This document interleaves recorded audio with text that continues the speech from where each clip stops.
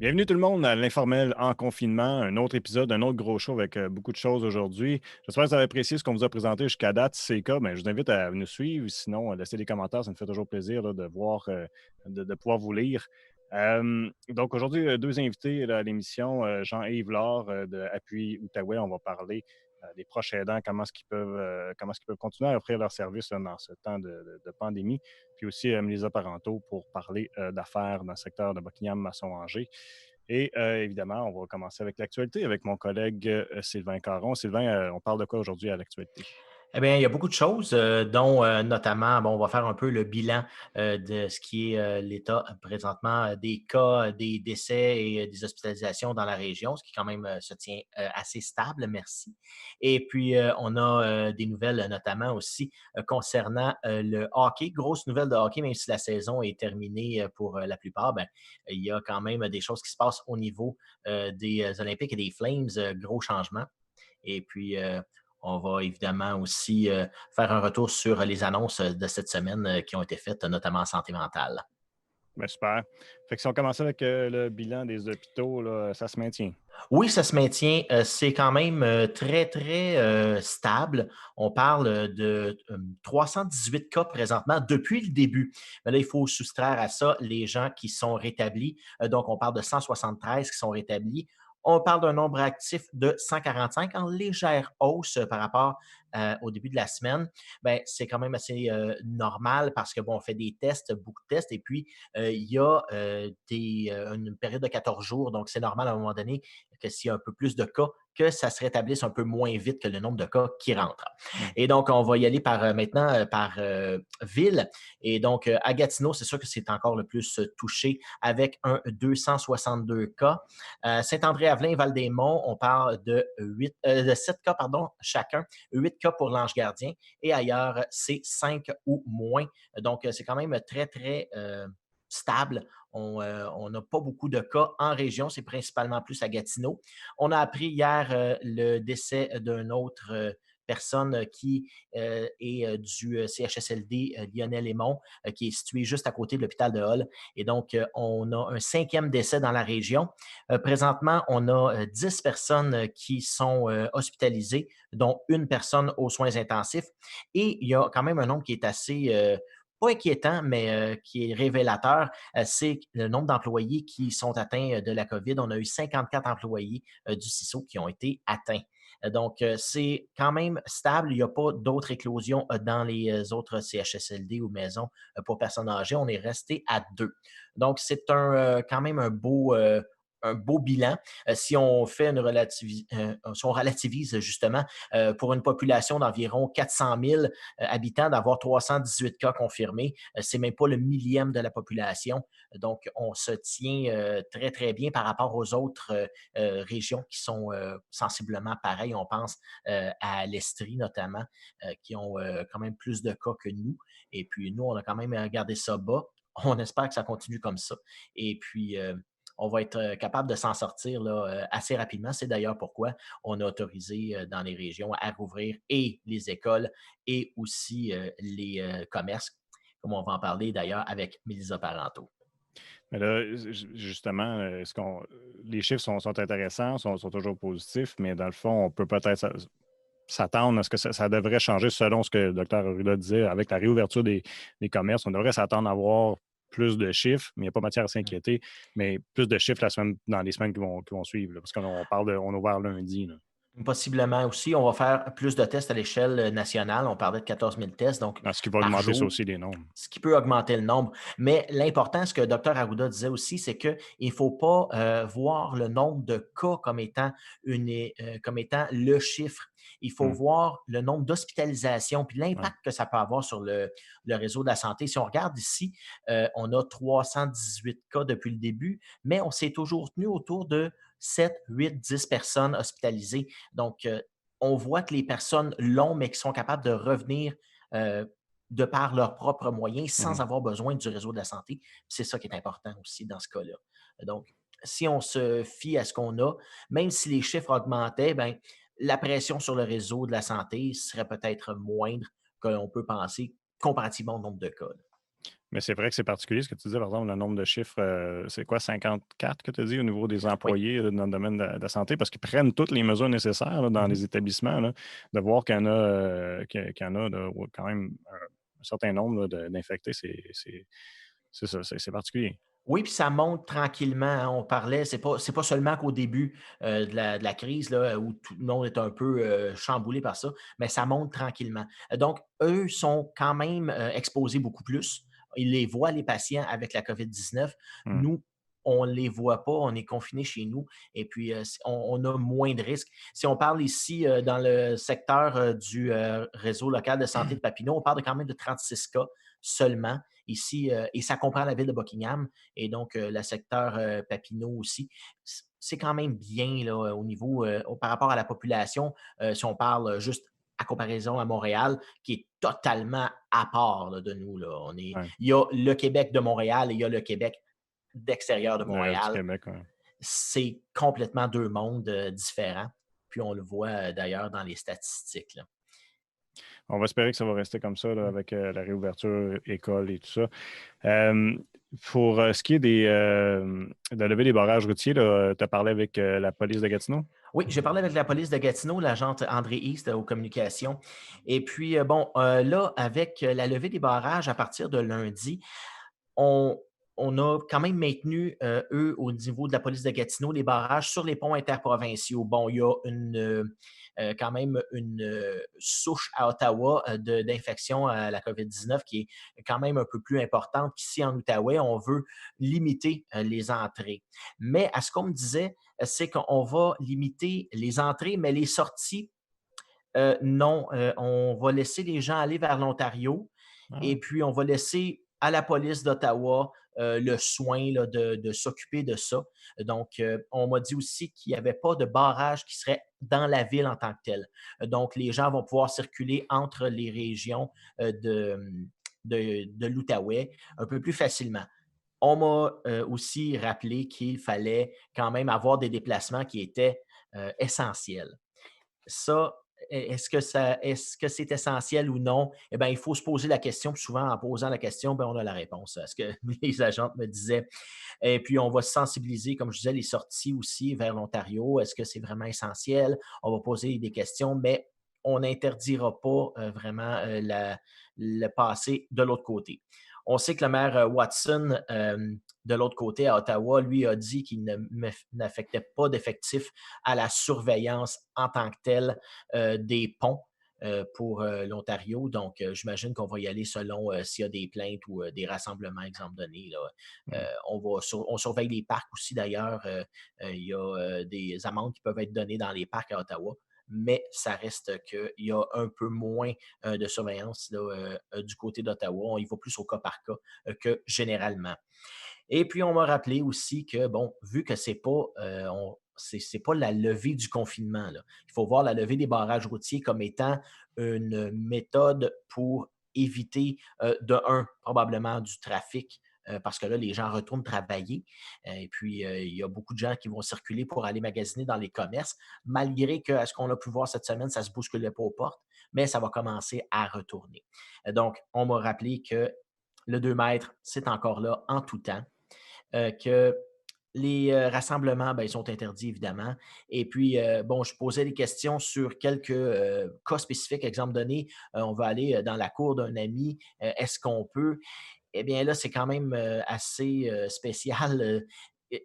Le 2 mètres, s'il est observé en tout temps, eh bien, il n'y a aucune interdiction. Donc, on pourrait aller chez un ami.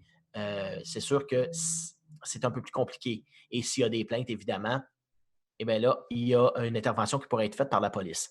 On Et en voit de puis, plus en plus là, de ces oui, temps-ci sur les réseaux sociaux. On voit des photos du monde qui font un feu puis ils se tiennent à 2 mètres. Ça serait correct. Ils ne feront pas rien ça d'autre. serait correct, mais encore là, c'est un peu difficile parce que là, si on entre en dedans, ce qu'on me disait à la blague, à part si tu as un manoir dans lequel tu te promènes avec un kart de golf, eh bien, c'est assez difficile de maintenir le 2 mètres à l'intérieur de personnes. Et puis surtout, c'est un endroit clos, donc euh, à l'air libre, ben, Hmm. les fameuses gouttelettes qui transportent le virus, ben, eux peuvent s'en aller plus dans la nature, malgré que ça peut être un couteau à double tranchant aussi si on a le vent dans le visage. Ça peut être quelque chose de spécial, mais on n'est pas, on est on nous demande quand même d'observer puis d'attendre un peu là, à ce que ça soit plus stable, qu'on ait le hockey des gouvernements plus hauts pour c'est quand même faire des rassemblements. C'est pas le temps là, de s'en aller et de faire des gros barbecues en famille, là, puis tout le monde un peu. Parce que là, c'est plus on entre de personnes dans une section de terrain, ben, plus ils sont proches, c'est normal. À un moment donné, ça prend une certaine place physique pour observer le 2 mètres. Et puis, donc, c'est pas conseillé. Et puis, ça pourrait mener à des plaintes là, de la part des gens du public et des interventions de la police. Mais bon, il n'y aura pas vraiment de surveillance active à ce qu'on me disait. Là. C'est vraiment plus, on y va au cas par cas selon des plaintes. Et puis, c'est un peu ça là, au niveau de la distanciation sociale au niveau de la police. C'est sûr qu'on va surveiller, c'est clair. Et puis, même du côté de la SQ, on me disait il y a quelques semaines qu'on allait continuer à surveiller des comportements qui pourraient être contre la loi présentement. Bon. Fait que changement de sujet, investissement en santé mentale. Oui, ben, on a annoncé mercredi des investissements majeurs en santé mentale pour aider justement aux gens qui auraient des troubles de santé mentale qui seraient exacerbés présentement à cause de la crise. Bon, on parle de panique, d'anxiété, de dépression. Donc, on va donner 31 millions de dollars pour aider les gens à ce qu'ils aient des services gratuitement. Donc, on va payer des professionnels pour qu'ils soient disponibles, notamment en ligne ou au téléphone, pour répondre aux appels de gens qui pourraient être en détresse. D'ailleurs, on en a vu un cas, je ne sais pas si c'est relié encore là, cette semaine à Masson-Angers, un homme en détresse qui se serait barricadé Mhm. dans une maison. Est-ce que c'est relié directement? Chose certaine, c'est qu'il y avait une détresse psychologique là. Et Puis la puis, situation n'a pas dû aider. non, la situation n'a pas dû aider, effectivement. Si les gens étaient, exemple donné, juste un stress financier, on perd notre emploi, ça peut être quelque chose qui est vraiment, qui va pousser la détresse psychologique à Mm. un niveau supérieur. Puis c'est pour ça qu'on investit là, dans les services de santé mentale. Et puis d'ailleurs, c'est une bonne chose. On s'en plaint depuis des années qu'on entend qu'il n'y a pas de ressources en santé mentale. Eh bien, c'est pas mal le temps là, qu'on investisse là-dedans. Est-ce que ça va rester par après? Ça, on ne sait pas, par contre. Est-ce qu'il va y avoir des investissements qui vont être récurrents? Ça, seul le gouvernement le sait. C'est là qu'on le voit, en tout cas, l'impact d'avoir peut-être sous-financé cette partie-là dans le domaine de la santé. Là, j'espère que c'est des bonnes nouvelles. On a des nouvelles permissions pour les personnes âgées.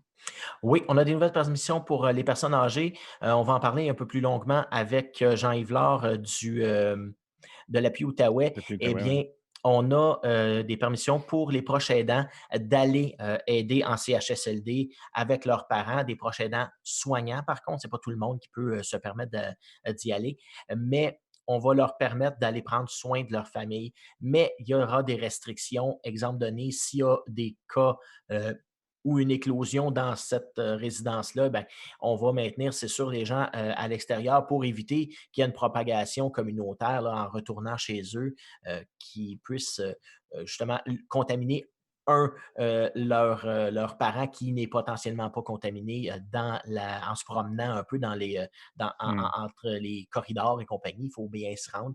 Donc, et puis aussi, il va y avoir des méthodes de protection là, très accrues. Là. C'est sûr qu'on va mettre Ouais, je peux imaginer. masque, gants et compagnie. Là. Ça va être quelque chose. Mais c'est sûr que ce ne sera pas pareil comme ceux qui allaient déjà dans les CHSLD là, auparavant. Là. C'est Mhm. sûr que les méthodes vont être très, très, très resserrées. Là.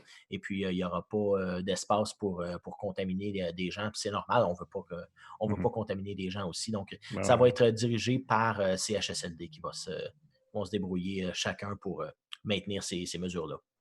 On va parler davantage avec M. Laure Mhm. dans quelques minutes, mais avant ça, on va se gâter un peu, on va parler de hockey. Oui. Des changements chez les Flames, là, on a parlé la semaine dernière avec M. Mauserol, la vente a été faite. Là, il y a des changements au niveau de l'équipe d'entraîneurs. Oui, effectivement, c'est un retour pour Jean-François Lavergne et puis il revient après une saison d'absence. Il a été là de 2016-2017 à 2018-2019 comme entraîneur. Mais là, on a bonifié un peu son rôle. On va lui inclure aussi la direction générale. Donc, il devient directeur général et aussi entraîneur-chef des Flames. OK. On a vu que les nouveaux propriétaires changeait un peu la donne et puis ramenait des gens qui étaient vraiment intéressés à avoir une équipe compétitive. Et puis ben là, on va voir qu'est-ce que M. Lavergne va faire avec cette équipe-là. Et puis, on va espérer aussi pouvoir repêcher quand même assez haut. Et puis, avoir une bonne équipe l'année prochaine. Et puis, M. Lavergne est assez connu dans le coin. Là. Il a quand même un passé avec l'équipe. Donc, on va espérer pour lui que ça soit des plus profitables et puis qu'il aime son rôle. Donc, il avait l'air très heureux à ce qu'on a pu lire dans les communiqués qui ont été émis par l'équipe, qu'il était heureux à savoir là, qu'est-ce qui était pour arriver. Il nous reste quelques minutes encore, Sylvain. Là, je sais que tu voulais parler du nouveau Bob Gartin qui sera peut-être pas si nouveau, là, Oui. nouveau de si tôt. Là. Ou Mhm. sinon, il y a le repêchage au niveau des Olympiques. Je te laisse aller. Là, Oui, ben, c'est une nouvelle quand même assez impressionnante. D'un côté, on a l'Arena qui est comme pas tout à fait certain, mais ce qui est certain, c'est que là, les Olympiques vont pouvoir repêcher premier, deuxième et quatrième au premier tour. Donc, on risque d'avoir des joueurs qui sont très intéressants. On a fait des échanges ici et là, et via les autres clubs, ben, on a réussi à avoir des échanges qui étaient hauts. On avait au départ, je pense 86 de repêchés premiers à la loterie. On avait beaucoup de boules dans le boulier et disons que ça a été tiré avec les Olympiques cette année. Première fois en 47 ans, ce que je disais, qu'on repêche premier. Donc, c'est quand même très intéressant. Surtout qu'il y a quand même une bonne cuvée là, qui s'en vient. Là. On a un joueur en particulier, mais ça se pourrait qu'il soit attiré plus vers les États-Unis avec la ligue collégiale ou universitaire, collégiale plutôt là-bas, universitaire, avec la NCAA aux États-Unis. On ne sait pas, là, il avait donné ses intentions, mais on ne sait pas s'il va pouvoir revenir ici. Ça serait quand même un beau coup pour les Mhm. Olympiques. Mais de pouvoir avoir quand même, on a 4 choix aussi au premier tour sur les 20 disponibles. On a le 13e choix aussi. Donc, on va pouvoir être capable de s'aligner dans une une belle saison l'année prochaine, s'il y a saison, parce que de un, bon, on parle du COVID, et de deux, il Ouais. y a l'Arena Gertin aussi qui, ça va pas très, très bien. Vision Municipal Outaouais qui est dans le rouge. Et puis, d'ailleurs, Desjardins, qui est un principal bailleur de fonds, a décidé d'arrêter de financer tant que la situation n'était pas revenue à la normale. Et puis, JPL, qui est le constructeur général, eh bien, lui a décidé de mettre une hypothèque légale sur la bâtisse. Donc, avant de rentrer dedans, il va falloir eh bien, le payer parce que lui, il y a des frais qui ne sont pas payés à date. On va voir, ça devrait être une autre saga de cette bâtisse qui en a été T'en as toute une connu dans les depuis le dernières début. années. Oui, ça a été parti. On avait espoir, mais là, les espoirs se sont amenuis avec le temps. Puis, peut-être que ce serait intéressant de rappeler que le bingo est de retour à TVC Bassiev. Oui, bingo à partir du 13 mai à 18 h. Et donc, si vous avez des cartes du bingo du 25 qui n'a pas été fait, eh bien, vous pouvez les échanger du lundi au jeudi de 10 h à 14 h à nos bureaux. Et puis, il n'y a pas de limite de date pour l'échange. Donc, si vous ne pouvez pas pour le 13, bien, vous pouvez les échanger pour un bingo subséquent. Il n'y aura pas de problème. Super, ben merci beaucoup, Sylvain, pour toutes ces informations-là. On en a parlé rapidement là, tantôt que bon, il y a des nouvelles permissions pour les personnes âgées là, quand il s'agit de proches aidants. Donc, on va en jaser davantage avec Jean-Yves Laure de Appui Outaouais.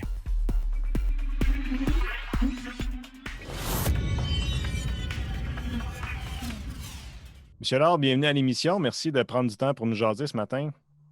Bonjour Jean-François.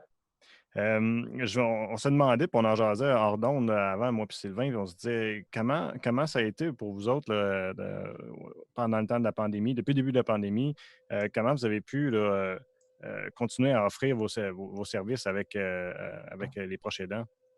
Alors, effectivement, c'est un gros ajustement. Pour l'appui Outaouais comme tel, on faisait déjà beaucoup de travail en numérique. Alors, en format numérique, ça a été une question de s'installer chez nous, chacun de notre côté.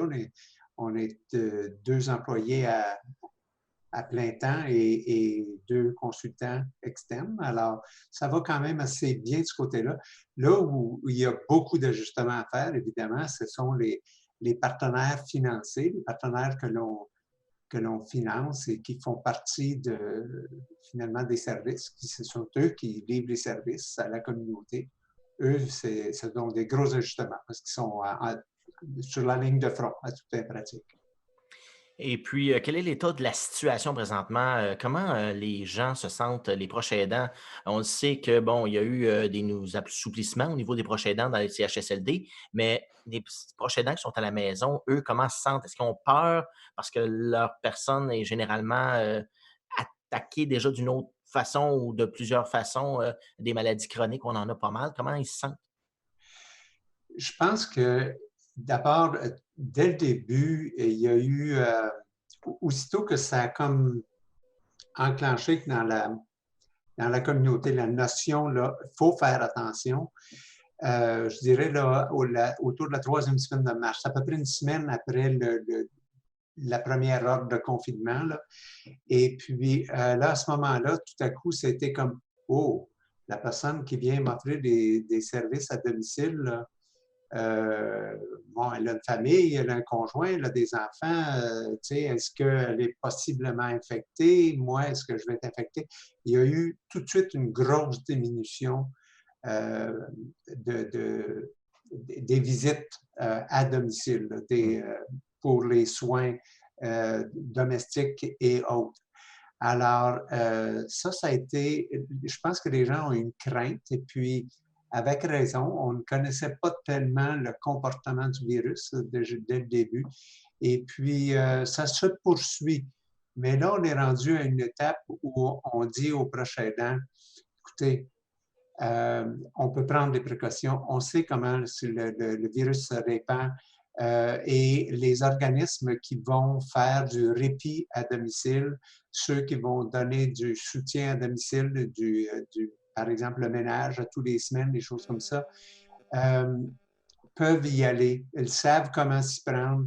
Alors, vous pouvez reprendre contact, parler avec eux, demandez-leur comment ça va, parce qu'il ne faut pas non plus se pousser, s'isoler à un point tel qu'on va avoir d'autres complications, parce que c'est pas évident là, pour un proche aidant qui est à domicile avec son aidé, son être cher qui vieillit, qui a peut-être une condition chronique, puis, qui pourrait être dangereux, effectivement.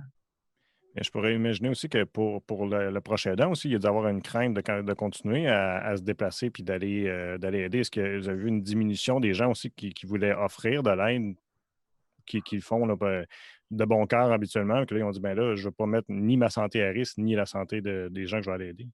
Tout à fait, tout à fait. Ça s'est produit souvent. Puis ça crée beaucoup de frustration. Disons, si on utilise l'exemple de la fille ou du fils d'une personne aînée qui, tout à coup, ne peut plus passer 2, 3 fois par semaine voir son père, sa mère, apporter du soutien et apporter des épiceries, par exemple, des choses comme ça. Là, ça devient un défi. Alors, évidemment, il y a toujours la possibilité d'apporter des épiceries, mais il y a toutes sortes de manœuvres pour s'assurer qu'il n'y ait pas de contagion là, qui passe. Alors, c'est très frustrant et c'est triste. Ça rend les gens angoissés, ça génère une certaine détresse aussi parce que le papa et la maman, là, ils sont comme pris en dedans. Hein, puis nous, on est à l'extérieur, puis on est limité dans ce qu'on peut faire pour consoler, pour appuyer. Hein. Bon, on parle de la santé mentale. C'était la semaine de la santé mentale cette semaine. Et puis, comment, justement, on le sait que la santé mentale des proches aidants, en temps normal, c'est très important. Et puis, il faut la maintenir parce que c'est justement, c'est sur eux que ça dépend, les soins la plupart du temps. Comment ils se sentent présentement, justement, là, au niveau de la santé mentale? Avez-vous des indications qui pourraient avoir une certaine détresse plus qu'à l'habitude? Ah oui, définitivement. Notre service Info Aidant, la ligne Info Aidant, a vu une augmentation des appels de 60 Oh. Alors, et puis le genre d'appel qu'on reçoit est surtout est très empreint de détresse, d'angoisse, face à l'inconnu aussi. Parfois, on peut s'imaginer toutes sortes de choses. Puis, alors ça, c'est le cas pour les personnes dont les aînés sont semi-autonomes en résidence, on ne peut pas nécessairement aller les voir, et ou dans leur propre résidence. Mais ceux qui ont des aînés en CHSLD ou en ressources intermédiaires, où là, on a passé des semaines où il y avait beaucoup de difficultés à avoir même des nouvelles. Alors ça a généré beaucoup de détresse. Et puis, évidemment, on a les nouvelles qui ne sont pas toujours le fun. On a encore eu plus d'une centaine de décès au Québec hier. Alors, évidemment, on s'imagine toujours le pire là, dans des situations comme ça. On n'a pas de nouvelles. Mais récemment, je sais qu'ici en Outaouais, il y a les CHSLD ont obtenu des tablettes et puis ils utilisent ça pour fournir des sessions de FaceTime ou d'autres compagnies, là, de Zoom ou autres, pour la famille. Et puis ça semble beaucoup alléger les aidants qui ont reçu ce service-là. Évidemment, ça aide. Là. Et puis, il faut qu'il y ait assez de personnel pour le faire parce qu'on sait que c'est tout un autre défi, ça, à l'interne, dans les CHSLD. Alors, on fait le mieux qu'on peut dans les situations comme ça, mais l'aidant est comme pris. Là, puis, ce qui s'est passé cette semaine avec l'annonce du gouvernement du Québec, c'est certain que ça va mettre disons, la responsabilité entre les mains du système de la santé de fournir ce contact-là et de permettre aux aidants d'entrer, ceux qui sont des aidants soignants, on s'entend, ce n'est pas tous les aidants qui sont là régulièrement. Mais là, il va falloir que ça soit organisé, ça. Là. Puis, c'est pas évident. C'est pas évident. Je pense que les aidants risquent d'avoir des surprises lorsqu'ils vont entrer dans les milieux de vie. Et puis, je pense que c'est un des gros défis que le système de la santé va devoir gérer. Puis, disons que j'empathise avec les personnes qui travaillent dans le milieu. Là. Mais s'il y a des gens présentement qui sont aidants et qui nous écoutent, est-ce que vous êtes en mesure de les rediriger pour avoir justement des services comme ceux-là, pouvoir fournir des iPads ou peu importe ce qu'ils ont besoin pour communiquer avec leur famille? Oui. Moi, j'encourage les proches aidants de prendre contact avec la ligne Info Aidant et les conseillères vont vous rediriger vers un organisme dans votre communauté. Par exemple, à Buckingham, on sait, là où vous êtes installé, on sait qu'il y a le Centre Action Génération des aînés de la Basse-Lièvre. Ces gens-là, s'ils ne peuvent pas faire quelque chose directement pour vous aider, ce que je veux dire, c'est qu'il y a de bonnes chances qu'ils vont pouvoir faire un petit quelque chose pour essayer d'aider et d'aller plus loin. L'autre chose que j'aimerais peut-être apporter à ce moment ici, c'est que ces organismes ce sont des experts dans la mise en place de services de soutien psychosocial. Alors, un appel au CAGA, le Centre d'Action Génération des aînés, peut vous mettre en contact avec une conseillère là qui connaît votre environnement, qui connaît votre communauté, et puis ça peut aider de parler avec quelqu'un qui comprend. Alors, et qui peut aussi vous donner des conseils. Et puis, ils ont commencé maintenant à faire des groupes de soutien par mode vidéo. et on inclut la connexion téléphone. C'est pour ceux qui n'ont pas, disons, de tablette à la maison pour se joindre à un groupe. Et ça fonctionne très bien.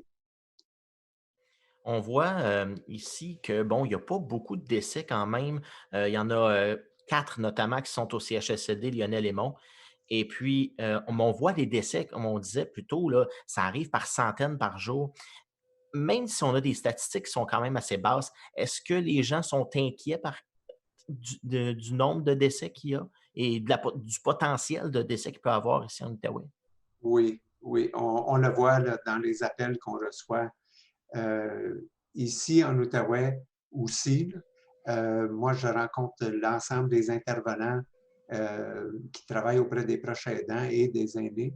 Je les rencontre une fois par semaine, puis ils ont des histoires quand même assez tristes. C'est que les gens, d'une part, ont une certaine crainte pour la santé et la vie, dans certains cas, de leur aîné.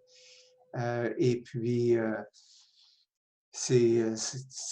on se sent beaucoup moins outillé que lorsqu'il y a une mauvaise grippe qui passe et puis qui peut générer autant de décès. Là, en Outaouais, on a quand même été épargné, là, mais d'une année à l'autre, la grippe, là, quand elle passe là, en Outaouais ou ailleurs, il y en a des décès. Mais là, on n'est pas comme contraint, confiné à la maison. Alors, on peut bouger, puis on peut voir notre aîné, puis avec quelques précautions, on s'assure de ne pas empirer la situation. Mais là, c'est pas évident. C'est pas évident. Alors oui, il y a une certaine crainte. On entend nos intervenants nous dire qu'il arrive souvent que les personnes vont pleurer au téléphone. Et puis, c'est correct. C'est correct. Il faut aussi savoir que c'est correct de pleurer, puis c'est correct d'être frustré. Puis c'est aussi correct d'appeler la ligne Info Aidant ou d'appeler un des organismes que vous connaissez déjà dans la communauté ici en Outaouais. Qu'est-ce que vous recommandez là, à vos aidants qui vont rencontrer, passer du temps ou parler au téléphone plutôt avec les personnes âgées? Puis au niveau du sujet de l'heure, là, tu sais, comment les aborder à propos de la COVID? Tu sais, parce que dans le sens qu'ils sont déjà stressés de la situation. Alors, je me dis, bien, est-ce qu'on doit en parler ou pas en parler pour ne pas les stresser pour rien? Ou qu'est-ce que vous leur conseillez? Euh, Ce qu'on essaie de faire de façon générale, d'abord, on n'est pas là pour donner des conseils au niveau de la santé. Ça appartient à la santé publique. C'est sûr qu'on peut apporter des rappels, mais on peut aussi accompagner la personne dans sa réflexion. Je me souviens d'une situation dont on nous a parlé à un moment donné.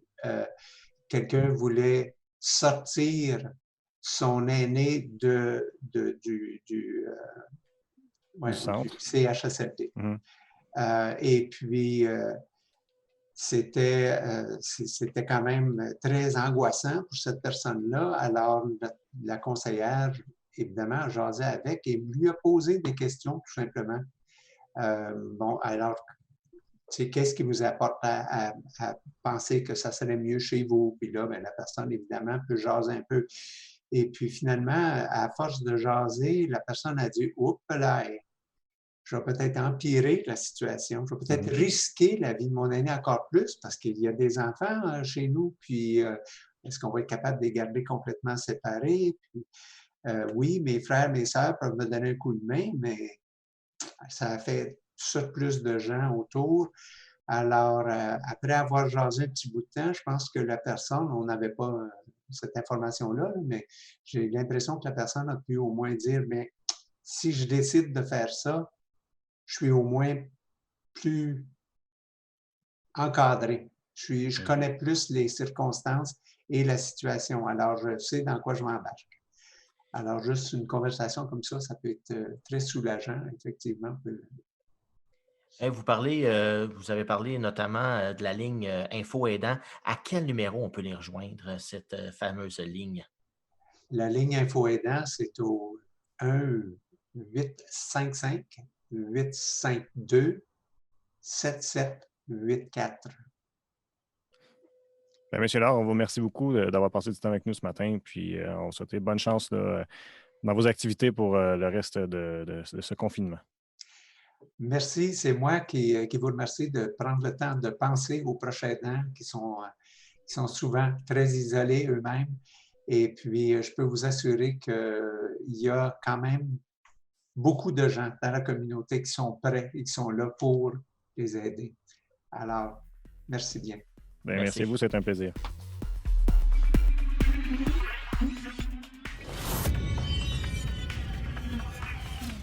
Wow, une situation pas évidente pour ces gens-là. J'espère que ça va bien continuer pour le reste du temps du confinement. Rapidement, Sylvain, on s'en va parler avec Mélisa Parenteau. Oui, Mélisa Parenteau, présidente du RGABL. On va lui demander comment ça se passe du côté de la communauté d'affaires. Mélisa, bienvenue à l'émission. Merci d'avoir pris un peu de temps avec nous autres aujourd'hui. Je sais que tu es beaucoup occupée là, ces jours-ci. Ça fait plaisir d'être avec vous. Merci de l'invitation. Je peux imaginer, là, quand toute cette crise-là a commencé, c'est arrivé quand même rapidement puis soudainement. Là. Ça a été quoi ton sentiment puis le sentiment de la communauté d'affaires là, de se revirer carrément sur un 30 sous là, quand c'est arrivé? Là? Ben, en fait, quand c'est arrivé, c'était vraiment un très grand stress. Ça l'est encore d'ailleurs, là. Mais un petit peu de l'invraisemblable. Est-ce que c'est réel ce qu'on vit? Qu'est-ce qu'on doit faire? Est-ce qu'on ferme? Est-ce qu'on est obligé? Donc, pour nous, ça l'a pris une journée ou deux ou est-ce que l'esthétique, il faut vraiment fermer? Donc, oui, ça l'a semé la panique. Qu'est-ce qu'on fait avec nos loyers, les revenus qui sont pas là, mais que les dépenses sont là? Mais avec les gouvernements, leurs annonces jour après jour, je crois que ça l'a aussi créé un baume sur nous, en tout cas moi personnellement, un baume sur nos cœurs d'entrepreneurs là, pour avoir cette aide-là. Là. Les gouvernements font vraiment une belle job. Et puis, du côté, bon, on parle de pertes financières. Est-ce qu'on a à peu près une idée de combien les gens en moyenne peuvent perdre par mois ou en termes de pourcentage? Moi, j'ai entendu notamment Librairie Rosemary qui me disait 70 de pertes. Est-ce que c'est généralisé, au moins 50 partout? Ou, Ben, en fait, généralisé, la plupart, oui, perdent et plus de 70 ça, c'est clair. Il y a certaines entreprises qui, pour eux, au contraire, ont vu leur chiffre d'affaires grimper parce qu'ils ont un type d'entreprise, un plan d'affaires qui est totalement différent de certains. Comme nous, l'esthétique, évidemment, on perd plus de, si c'est pas 90 de notre chiffre d'affaires. Mais on n'a pas de statistiques comme telles, mais je pourrais dire que la plupart perdent minimum 70 oui. Quel domaine d'entreprise a mieux réussi que d'autres dans notre secteur? Bien, ceux qui avaient déjà une boutique en ligne, vraiment une vitrine web, ceux qui avaient, comme par exemple la restauration, qui avait un comptoir pour apporter les livraisons, système de livraison. Donc, tout ce genre de commerce-là, je pense aux gens qui vendent des matériaux de construction, par exemple. J'en connais certains qui ont de l'air des poules pas de tête en ce moment depuis le jour 1.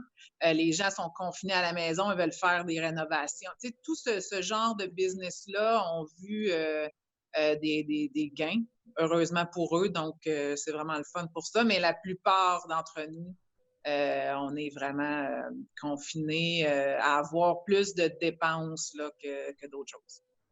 Au niveau des soins personnels, il y a des cliniques de physiothérapie ici dans le coin. Il y a bon, toi qui fais spa, massage et compagnie. Vous autres, quand est-ce que vous pensez pouvoir ouvrir? À ce que le gouvernement, ouvre tranquillement certains types de commerces, mais vous autres, vous allez être probablement dans les derniers? Oui, on va être probablement dans les derniers. Et quand le temps sera venu de réouvrir, c'est de quelle façon. Ça ne sera pas du jour au lendemain, parfait, lundi, on peut réouvrir nos portes pour les soins. Là, j'ai des formations avec la CNESST en collaboration avec vraiment les plateaux gouvernementaux, la santé publique, tout ça pour des formations avec une microbiologiste, salubrité, au niveau aussi législatif, tout ça. Donc, c'est pas demain qu'on va réouvrir, c'est vraiment quand on va avoir vraiment été informé des mesures à prendre de façon sanitaire là, pour protéger nos employés, pour protéger le public, évidemment. C'est pas simple là, ce qui s'en vient et moi, je le sais que c'est beaucoup de coûts qui vont être liés à ça, les dépenses de protection de gants, de visières, de désinfection. Comme nous, par exemple, ça va être vraiment de désinfecter entre chaque client. Donc, la rentabilité qui va prendre une débarque aussi. Donc, je ne sais pas, je m'imagine que les prix à ce niveau-là vont être à la hausse, les prix des soins. Est-ce que vous attendez à avoir un peu de support de la part du gouvernement, de la même façon qu'il y en a pour ceux qui ont qui doivent fermer, mais là, des dépenses supplémentaires que ça va apporter, est-ce que vous espérez avoir un peu de soutien? Ah oui, effectivement, on espère en avoir. Il n'y a rien qui a vraiment été dit, mais c'est sûr que tout le monde espère avoir de l'aide financière pour être capable de payer tout ce qu'on a à payer, là, parce que le Purel, par exemple, ça passe vite. Là. Tout le monde se lave les mains en entrant, c'est obligatoire. Oui, on souhaite que les gouvernements aient prévu des fonds supplémentaires. Déjà qu'ils en ont beaucoup sorti des sous, mais on souhaite qu'ils puissent nous aider à ce niveau-là pour nous, au niveau des soins. Puis au niveau de la région, bon, avec la RGABL, dont tu es la présidente, on a quand même une communauté d'affaires qui est bien unie. Est-ce qu'il y en a qui ont déjà dit on ne rouvrira plus, c'est terminé, notre entreprise ne survivra pas la crise? Honnêtement, dans notre secteur, moi j'en connais dans d'autres secteurs, mais chez nous, bonne question. J'ai pas entendu, il y a personne qui, cette information-là m'est pas venue aux oreilles. Je souhaite que la réponse est non, qu'il n'y a personne qui a mentionné qu'il réouvrirait pas. Mais honnêtement, j'ai pas cette info-là. Je sais pas, j'ai aucune idée. Je vais passer à travers. Excuse-moi, Sylvain, vas-y. C'est quand même assez bien. Et puis aussi, il y avait beaucoup de commerces. Est-ce qu'on sait combien de commerces sont encore fermés là, présentement? Là? Parce qu'on sait que, bon, on a beaucoup de commerces qui étaient jugés essentiels, là, des épiceries, des pharmacies et compagnie. Ceux-là n'ont jamais fermé. Il en resterait combien en termes peut-être de pourcentage ou de nombre à rouvrir là, présentement dans le coin?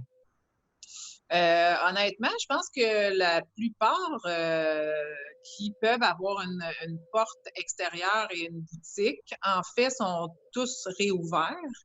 J'ai pas le pourcentage de gens qui sont encore fermés, mais c'est sûr que tout ce qui est salon de coiffure, centre d'esthétique, centre de soins, comme on a parlé tantôt, tout le monde s'est fermé encore pour aujourd'hui, à moins qu'il y ait une boutique comme moi qui peut depuis lundi avoir pu réouvrir la pancarte, mais j'ai pas les statistiques de combien sont encore fermés. Pour réussir à passer à travers tout ça, est-ce que une des solutions, c'est de revoir un peu le plan d'affaires de certains commerces? Oui, définitivement. C'est crucial de se réinventer. C'est crucial de changer justement la façon qu'on fait les affaires. Donc, pour tous ceux qui ne sont pas en ligne, par exemple, ça va être important de l'être parce que c'est pas gagné, là. La guerre n'est pas gagnée, là. On déconfine tranquillement, mais il va y avoir peut-être d'autres vagues qui s'en viennent. Donc, oui, il faut vraiment se réinventer, essayer de se pencher, justement, de prendre le temps qu'on est confiné à réfléchir où est-ce qu'on s'en va avec notre entreprise, puis comment on peut faire autrement. Oui. Donc, je dirais que les entreprises, les entrepreneurs qui pourront pas faire cette modification-là vont avoir plus de difficultés. Puis je peux imaginer aussi, après ça, là, comme on commence à réouvrir, de remonter son équipe aussi, est-ce que ça pourrait être une difficulté? Parce que là, il y en a qui ont passé à autre chose, j'imagine. Là, et, toi, tu es employeur, tu as vu du personnel partir pendant la crise. De les revoir, ce ne sera peut-être pas évident non plus. C'est un bon point, effectivement. Moi, je suis en contact le plus possible avec mon équipe. On s'écrit, justement, on a une réunion bientôt pour au niveau comment ils voient les choses. Je pense pas que j'ai des membres de mon équipage qui qui ne voudront pas revenir travailler par peur d'attraper le virus, mais c'est une réalité. Les gens, il y en a certains qui ne voudront pas revenir dans certains autres domaines, mais oui, sûrement qu'il y en a qui vivent justement, qui sont partis ailleurs chez un autre employeur qui, eux, pouvaient ouvrir les portes. C'est certain qu'il y a des entreprises qui vont vivre une pénurie là, à ce niveau-là. Puis, on parlait tantôt de se réinventer. Toi, dans ton commerce, qu'est-ce que tu as fait pour se réinventer, justement? Quelques petites étapes qui, à date, ça fonctionne bien. Les gens, j'ai une belle réponse de la communauté. Je suis vraiment très, très contente. En fait, je ne sais pas si vous me voyez sur les réseaux sociaux un peu, mais je me suis rendu compte que, tu sais, d'avoir une boutique en ligne, c'est bien le fun. J'avais déjà ma boutique, là, j'ai injecté des sous pour la revamper, avoir une meilleure expérience client. Mais c'est comme de rentrer dans un grand magasin, tu sais pas trop, si tu connais pas trop les produits, ils servent à quoi. Fait que j'ai commencé à faire des capsules d'informations sur les réseaux sociaux pour informer les genres de crèmes, par exemple, qu'on vend ici, des produits québécois pour le soin de la peau. Donc ça, à chaque fois que je sors une capsule, j'ai des ventes sur ma boutique en ligne, fait que je suis super contente. Je suis maintenant revendeur de produits désinfectants en gros galons, en grosse quantité, des visières de protection. Je vais avoir des gants, des masques qui vont rentrer en boutique aussi. Donc, j'aurais pas pensé que mon spa urbain serait un point de vente de ces articles-là. Je me fais appeler par des entreprises de Hall un peu partout en Outaouais qui commandent chez moi. Donc, je suis super contente, vraiment, très fière. Donc, c'est pas mal les actions que j'ai posées aussi. Je me penche sur quand je vais réouvrir. Là, j'ai réouvert la boutique, mais quand le centre va repartir, j'ai des stratégies que je ne divulguerai pas tout de suite. Je vais garder des surprises, mais j'ai des stratégies de retour, évidemment, que je veux profiter de cette... dans le fond, le mot profiter, c'est ça. On doit profiter de la pandémie, profiter de cette occasion-là pour créer une opportunité. Un entrepreneur, là, doit jamais rester assis à rien faire. Donc, même si on est à rien faire, ce mot-là n'existe pas. Est-ce que cette nouvelle branche, justement, de produits va rester après? Est-ce que tu penses qu'il va y avoir quand même un certain bon marché, même après toute cette crise-là, que les gens vont être plus conscients et se procurer, justement, on parle au niveau des entreprises, mais au niveau des gens aussi, se procurer ce genre de matériel de protection-là? Oui, je pense que oui, parce que là, on parle d'attendre un vaccin qui peut prendre 18 mois minimum à sortir. Donc, on n'est pas sorti du bois. Puis pour la suite, là, après ça, oui, ça va vraiment avoir changé la mentalité de tout le monde au niveau des bactéries, définitivement. Puis ben, moi, je me dis, disons que rendu là, à cette étape-là, si c'est plus en demande ou il y a d'autres choses, tu sais, moi, c'est de suivre la vague, dans le fond, là, tu sais. Je fais en sorte que les gens puissent s'approvisionner. Si dans un an, c'est plus le cas, le besoin est plus là, ben, on va trouver d'autres options. Mais je pense que c'est là pour rester au moins 2 ans, c'est sûr. Quand on regarde au niveau, mettons, exemple là, de la restauration, ils ont trouvé d'autres mesures, d'autres façons de travailler où est-ce qu'ils ont pu continuer à offrir sensiblement le même service. Tu sais. Au début, bon, c'était moins de gens dans le restaurant, il n'y avait pas ça, c'était les take-out et tout ça. Est-ce que selon toi, un commerce comme le tien, il y aurait façon de travailler autrement parce que vous pourriez au moins offrir certains services sans être nécessairement complètement fermé? Oui, certainement. Tout ce qui est conseil, notre rôle aussi dans un centre d'esthétique ou autre, c'est d'être conseillé. Tout cet aspect-là peut se maintenir à distance via Zoom, via plusieurs plateformes. Évidemment, la boutique en ligne, c'est un aspect important. Mais oui, on a façon de faire les choses pour avoir des ventes, générer des ventes et du revenu à ce niveau-là, ouais. Moi, je pensais plus au niveau sur place comme tel. Tu sais, je me dis, bon, est-ce que tu peux avoir tu sais, certains éléments de protection, masque, etc., puis offrir un massage, par exemple, tu sais, ou c'est quelque chose qui serait impossible. Tu sais. Pour le après, OK. Ouais. Ben oui, évidemment, quand on va avoir le OK du gouvernement qu'on peut réouvrir, moi, demain matin, je ferai les soins, là. C'est pas un problème. Donc, c'est vraiment d'avoir probablement une visière, le masque, s'il n'y a pas de visière, c'est des lunettes de protection, des gants. Tout le côté salubrité de l'environnement va être crucial, les salles de bain, chaque client qui va à la salle de bain désinfecté partout. Je pense qu'il n'y a aucun problème à ce qu'on puisse prodiguer nos soins de santé malgré qu'il y a encore cette pandémie-là. Là. C'est vraiment juste de se protéger, tout simplement. On Là, on parlait ne peut pas le faire parce que de tout ce qui est équipement, il y a beaucoup des ruptures de stock partout au Québec, au Canada. Donc, ce côté-là, même s'ils disaient demain matin, on peut tous réouvrir, on ne serait pas tous protégés. Mais une fois qu'on le sera, il n'y a aucun problème, selon moi, à offrir nos soins. Je parlais cette semaine avec justement Daniel de la librairie Rosemary qui me parlait de la face cachée un peu d'une boutique en ligne. Puis elle me parlait aussi des frais de livraison. Comment ça peut sabrer dans le profit. Est-ce que tu vois la même chose de ton côté? Définitivement. Je suis en pourparlers aussi avec un projet ici dans la Basse-Lièvre, en fait, tout Papineau, pour aider à propulser les entreprises d'ici. Mais mon point culminant que j'ai soumis, c'est le côté livraison. Tu sais, c'est bien le fun. Moi, je peux aller faire une livraison. Par contre, j'ai pas le temps de livrer. J'ai beaucoup de commandes à préparer. Donc, je fais affaire avec des transporteurs qui coûtent. Évidemment, moi, j'offre une possibilité d'avoir les frais de livraison gratuites avec tout achat de 100 $ et plus. Mais je les paye, les frais. Je les paye. Donc, ça diminue sur ma marge de profit, évidemment.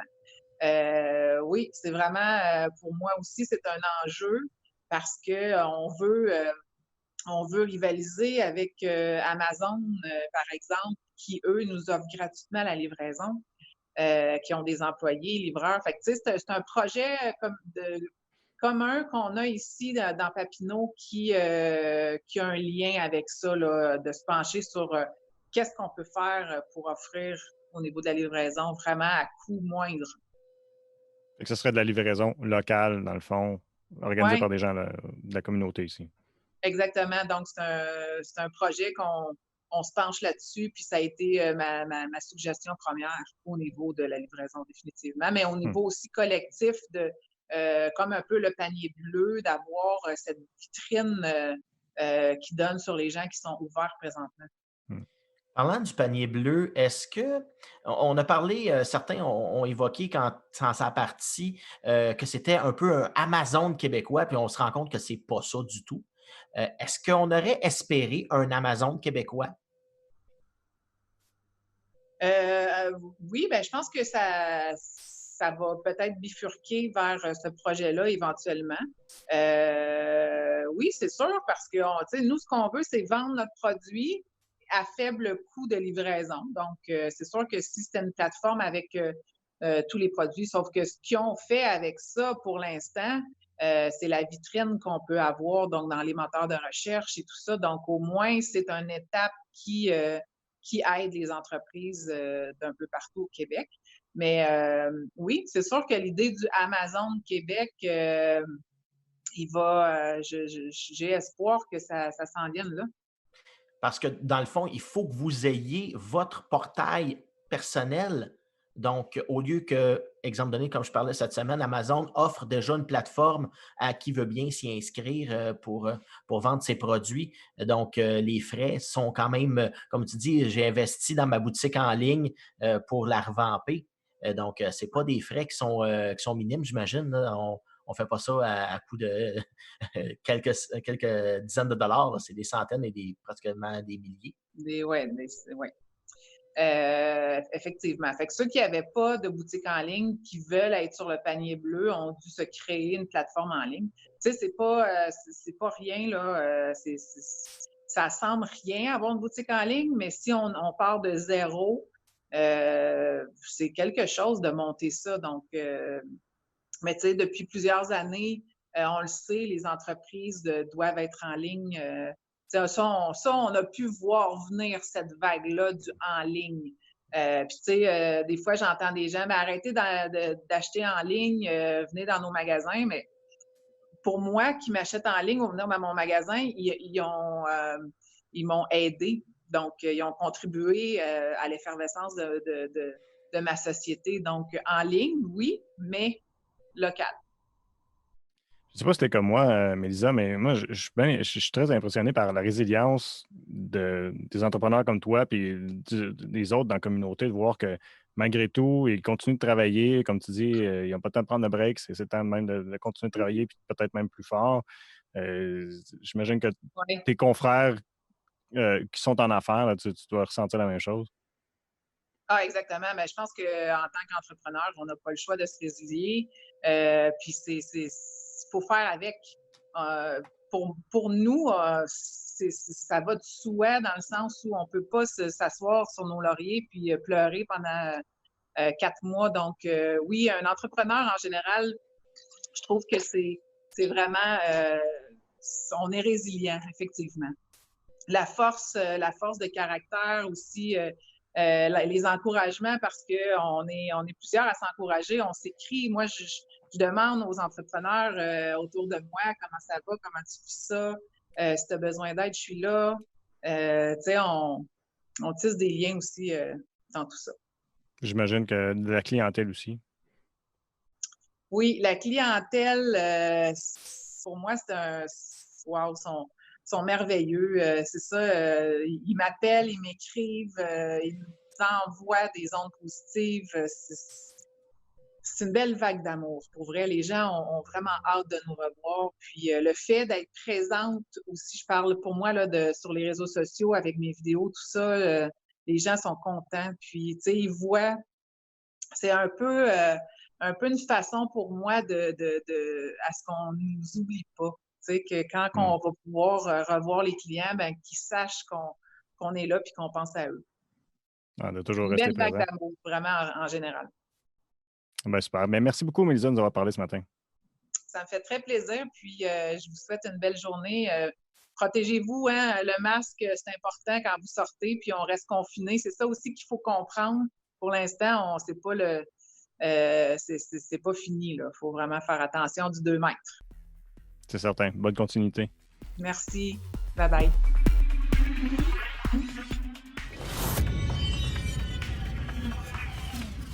Merci encore une fois à Mélisa Parenteau, puis merci à notre invité auparavant, Jean-Yves Lard, depuis Outaouais. Merci à toi encore une fois, Sylvain, pour l'actualité. Continue ton bon travail et je vous dis merci à vous autres de nous avoir écoutés. On se revoit la semaine prochaine.